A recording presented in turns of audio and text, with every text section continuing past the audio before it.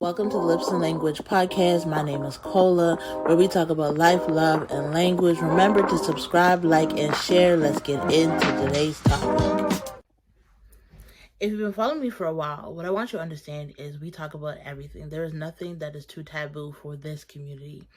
It's all about putting it out in the air, getting it outside of our bodies and making sure that we tackle it, because especially if you grew up in church, there's a lot of subjects that they just don't want to talk about. And baby, we need to talk about these things. Now, I am not ever one to talk about celebrities or to bring that up, because that is not my business, okay? I'm not in for the gossip, none of that. But what I will say is sometimes we see things and we can address it, right? Now, most recently, there's two individuals, one who has held a grudge for a really long time, a second who went through a tragedy, and one was commenting on the other. Hopefully, you know what I'm talking about. If you don't, YouTube it. And I know I didn't give you enough to YouTube, but you'll get the gist. So what I wanted to talk about in regards to that is what happens when the person, we as individuals, go through life unhealed, when we are in a state of mind where we're not forgiving of things, where we're just like, the world owes us. And that's actually called victim mentality, where even though we might have grown up a specific way, we carry that all through our adulthood, and we still make everyone else around us to blame for what we went through. Now, there has to be a certain point, and this is me speaking as a child who has gone through trauma, right? Like, I'm not speaking out of somebody who didn't experience it, and I'm just like a psychologist, like analyzing it. Like, no, I actually lived through childhood trauma. And what I do know is that forgiveness and releasing things was a huge part of what needed to happen. Because if I had held the people responsible mentally and kept it there and just like refused to release it, number one, it would have ate me up. That's first and foremost. But number two, it holds me in this pattern where I start looking through this lens of everybody owes me.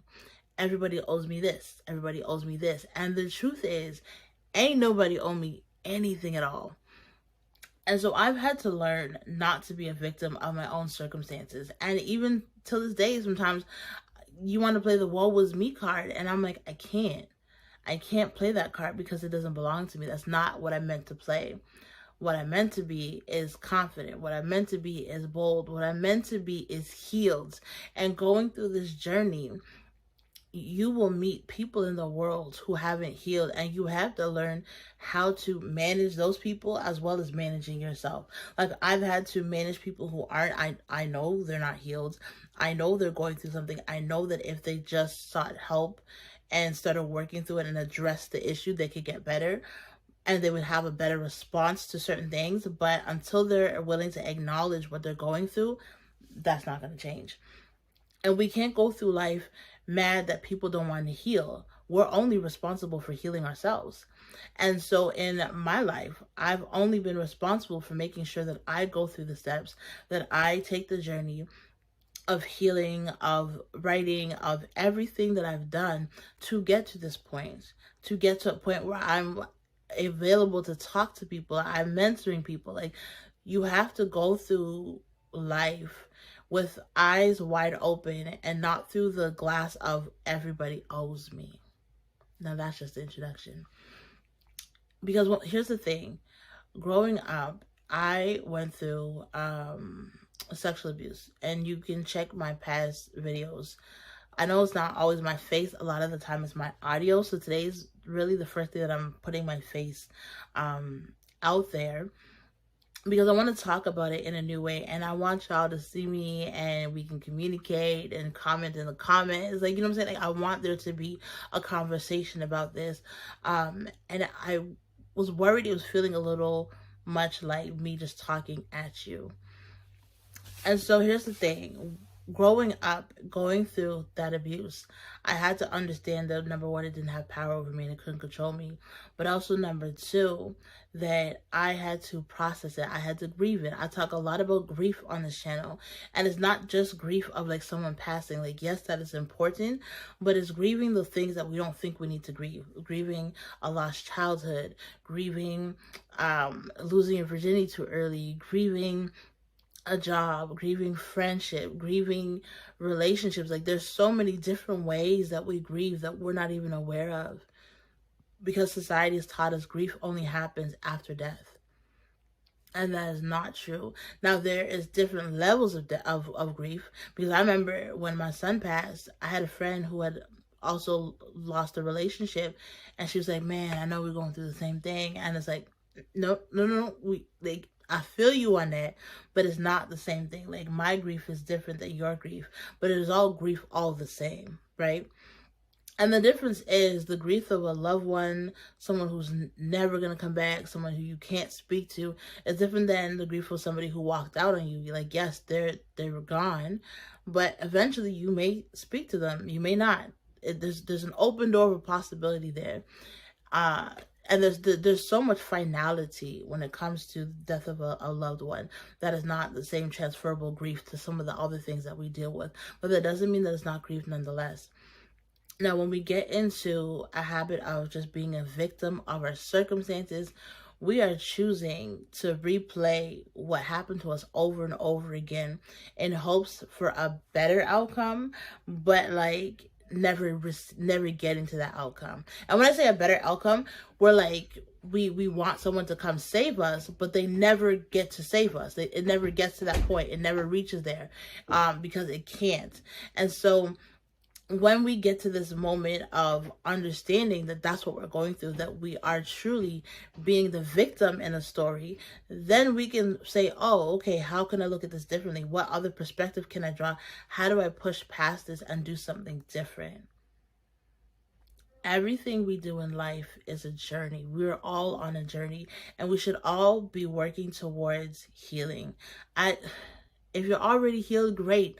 I'm sure there's other parts of your life that you're weak in that you can learn and you can heal from as well. But there's too many people who are walking around broken, who are walking around woe was me, and they're too prideful to seek help. They feel like the shame is so much that they're just like, no, I have to hold it in. I got to do this thing. And realistically, it can't be like that. Like, if people really took the time to build emotional intelligence, we would have less arguments in the world, honestly. Because you would look at it and say, is that them or is that me? Is that, are they projecting, or is it something that has hurt me internally that I haven't yet addressed that I need to? And I'm constantly addressing this. I'm constantly going back and forth when I have conversations with people. If I feel a way in a conversation, I'm like, is it something that I should feel away of because they said something to hurt me? Or am I sensitive on this topic because it's a topic that I have yet to heal from? Playing the victim, playing the woe was me. And I know victim is a interesting word, because when we think of sexual abuse, we're like, oh, they're the victim. Or when someone gets injured, we're like, oh, they're the victim. But victim mentality is really when you're always like, something happened to me. What about me? Think about me. I need you to pay attention to what is happening with me. And when people don't pay attention to what happened to you, it's almost like you want to set the world on fire. And so the reason I brought up, I didn't bring up the celebrities by name, but I brought up the situation, is because what I saw was somebody who held on to something. I don't know the past history. I don't know what they grew up with, but what I do know is there's been hurts and insecurities that were unhealed. And what happens when you're an unhealed person and you grow up in this world, healing doesn't just happen as you get older. You don't just like reach 18 and you're like, great, I'm healed now. Like, you don't arrive at healing. Healing is something you have to make a conscious decision to want to get. And when you're younger and you're treated in a way that either made you feel insecure, made you feel like you are in fear, made you feel like you're inferior, when you get older and you don't heal that, you tend to lash out at so many different people. It might be the littlest thing, but the smallest thing that makes you feel like they're questioning your intelligence, they're questioning your nature, your character, or who you are, you kind of lose it a little bit.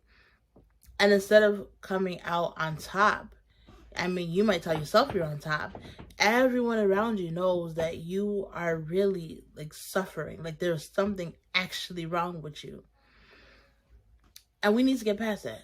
We need to get past the moment where people are like, yo, something's wrong, something's off. Like, we need to get past that and be like, we're influencing people, we're inspiring people to want to be better, we're inspiring people to want to live confidently, want to live differently than the life that is put before them. Like, the whole thing about social media shouldn't just be, look at my life is better than yours. It should be, look how I'm living, look how I've been blessed, look how I am exploring the world, look how I am being kind to people, look how I am I'm experiencing the life that I was given in a really positive way. Instead of this competing, it should be all about the experience. We were put here to, yes, with a purpose, but to experience the earth. We weren't here just to destroy it and to have fights and to like post up all the fights on social media. No, like that's not the purpose of life. We're here so that we can experience one to another, but how do we experience one another when we're hurt?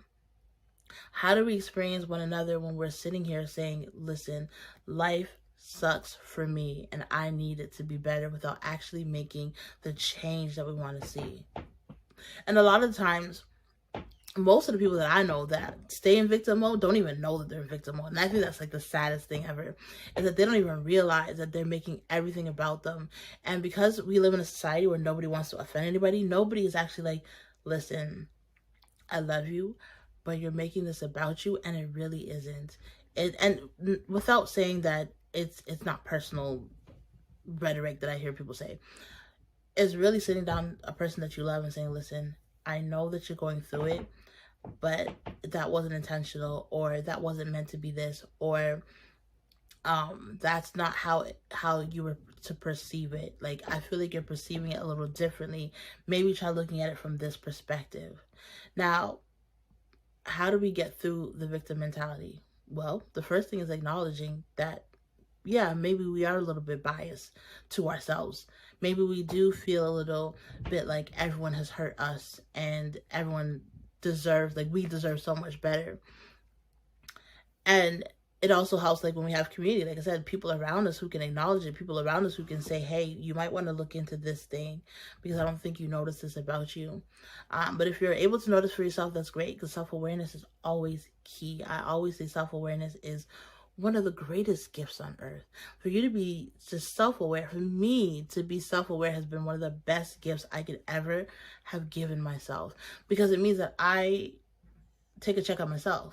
No, people don't really have to check me. I check me before anybody has to check me. I check me, and I check me with God, right? And I let God be the one to like cut away and prune and say, oh, ooh, you gotta act differently here. You know, sometimes you get like a check in your spirit and you say something, you're like, ooh, maybe I shouldn't have said that. Or you do something, like, ooh, maybe I should. That's a check in your spirit to let you know something's off. Maybe you need to fix up a little bit.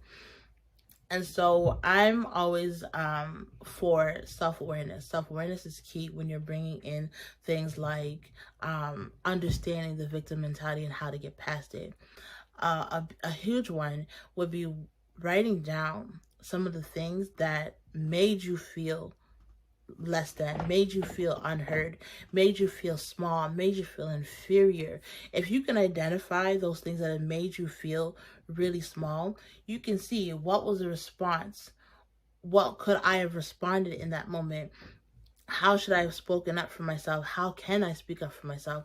Like, you start shifting it from, okay, this is how it made me feel, and I may not be able to change anything about what happened in the past, but how can I learn from that situation so that going forward, I am no longer a victim of my circumstances. I am no longer just taking what people dish out. Because after a while, sometimes there's people who are just really quiet. They're like, you know what? I don't want to cause no problems. I don't want to say anything. And you take and take and take, and people yell and yell and yell. And it just makes you feel smaller and smaller and smaller until one day you lash out. And then everyone's like, oh, you're so rude. You're so this, you're so that, right?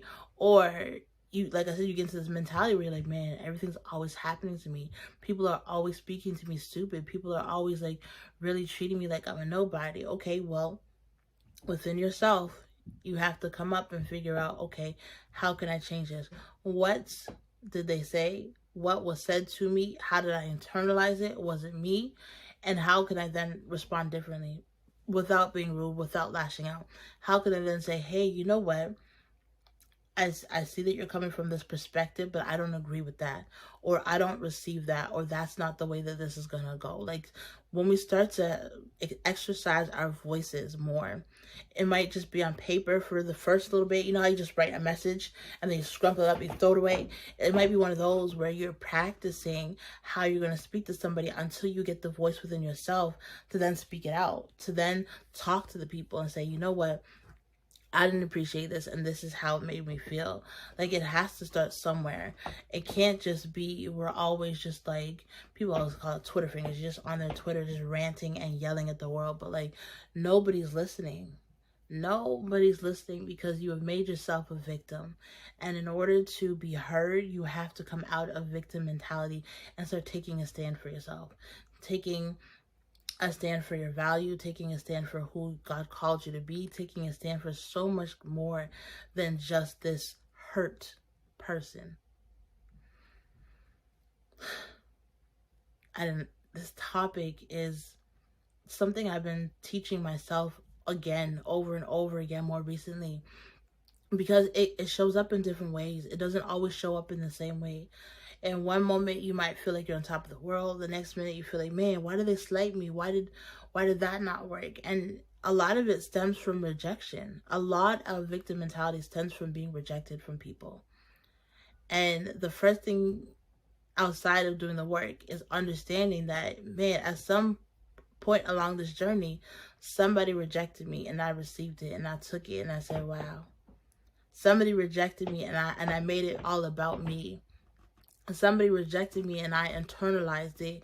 And instead of saying, nah, like, okay, that's your opinion, I said, wow, how can I be better? How can I change? How can I fix my mentality? How can I fix the way my body looks? How can I fix the way my face looks? Like, somebody rejected me and I made it about me instead of making it about the situation.